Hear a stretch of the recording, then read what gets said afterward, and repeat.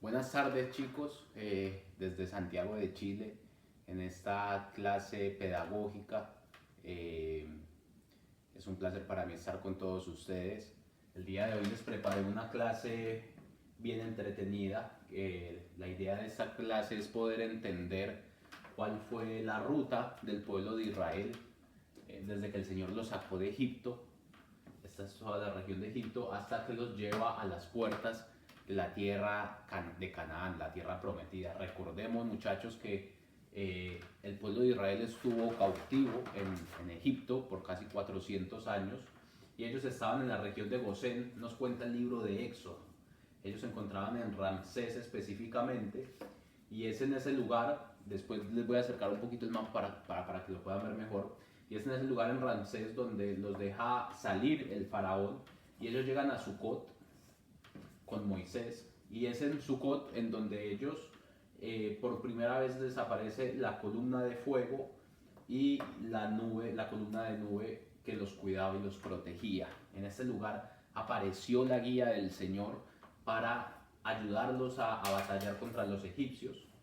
Después ellos pasan a la región de Etam, ellos siguen avanzando por todo este sector, pasan a la región de Piaurit, y acá, en este lugar, los egipcios los alcanzan.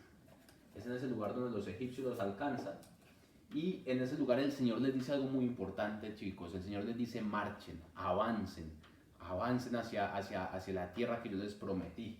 Y es ahí cuando Moisés avanza al desierto de Shur con el pueblo detrás, y en ese lugar los egipcios los persiguen. Es donde el Señor mata a todos los carros de a caballo de los egipcios, abre el mar en dos y hace maravillas y prodigios con el pueblo de Israel.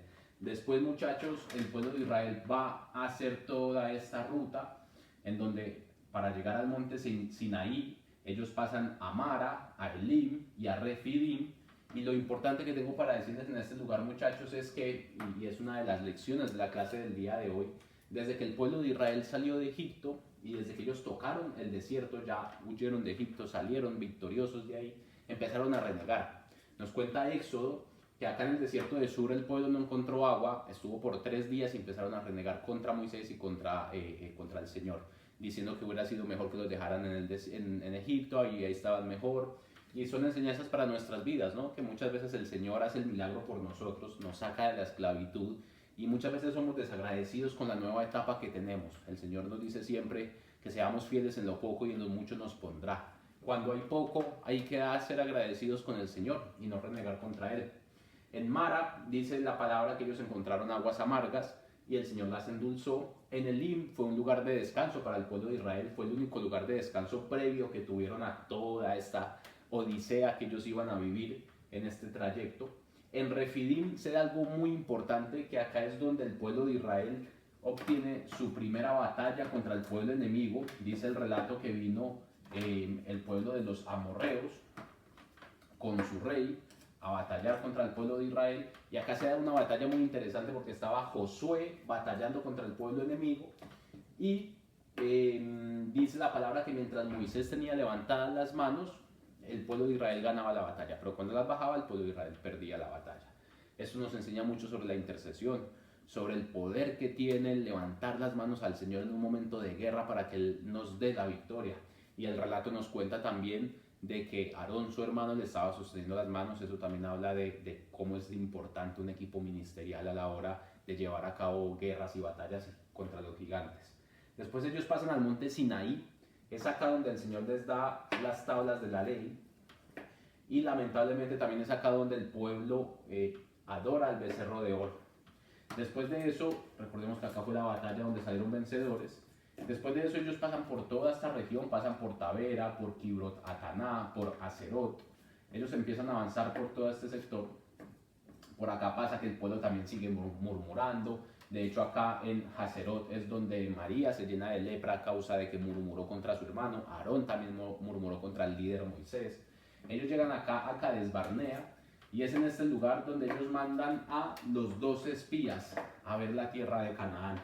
Ellos mandan a los 12 espías, vuelven con reportes negativos. 10 de los 12 espías vienen con reportes negativos, y ahí es donde el pueblo, a causa de ese reporte y de la incredulidad, el Señor los condena a estar por casi 40 años en esta zona del desierto. Ellos estuvieron acá en Cades Barnea. Cuenta Éxodo que acá también vinieron, acá el pueblo de Israel, como que después de ese juicio de parte del Señor decidieron ir solos a la batalla. El relato cuenta, y esto es otra enseñanza muy importante en Éxodo, que el pueblo decidió ir a la batalla, pero que tanto Moisés como el arca se quedaron en el campamento. Y bueno, obviamente el pueblo de Israel, cuenta Éxodo, que cayeron a manos del enemigo, tuvieron que huir acá a la región de Orma, y ahí fue donde se congregaron después. Pero esto nos habla de cómo es de importante la presencia del Señor a la hora de las batallas. Si el Señor no va con nosotros, si los líderes que Él ha puesto para guiarnos no nos respaldan en eso, pues obviamente hay muchas probabilidades, altas probabilidades de que el enemigo nos venza. Ellos están en la zona del desierto por este sector casi 36 años y medio, y después de que empiezan nuevamente su peregrinar hacia la tierra prometida, vuelven a la región de Orma, vienen al Monte Or.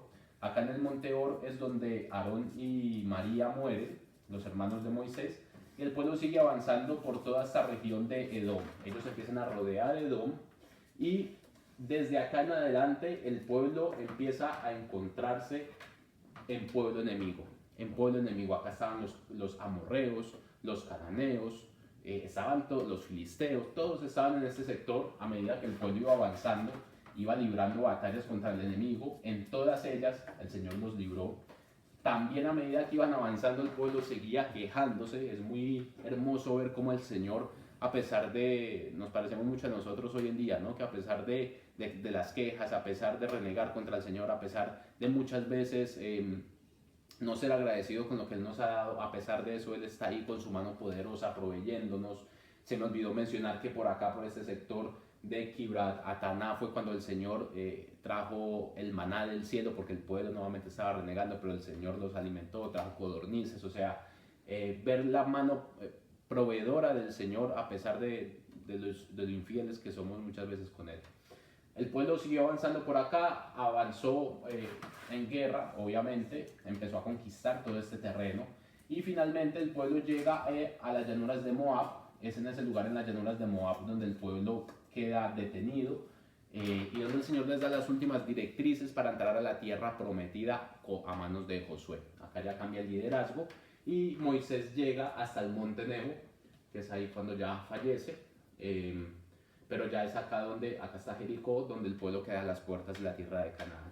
De esta historia podemos rescatar que podemos ver la mano poderosa del Señor, podemos ver cómo Él cumple sus promesas, podemos ver que si Él dicta una palabra que vamos a ir a la tierra prometida y la vamos a conquistar, así va a ser, que a pesar de nuestros errores, de nuestras faltas, ese propósito se va a cumplir igual. Lo que Dios dijo y lo que Dios declaró se va a hacer igual.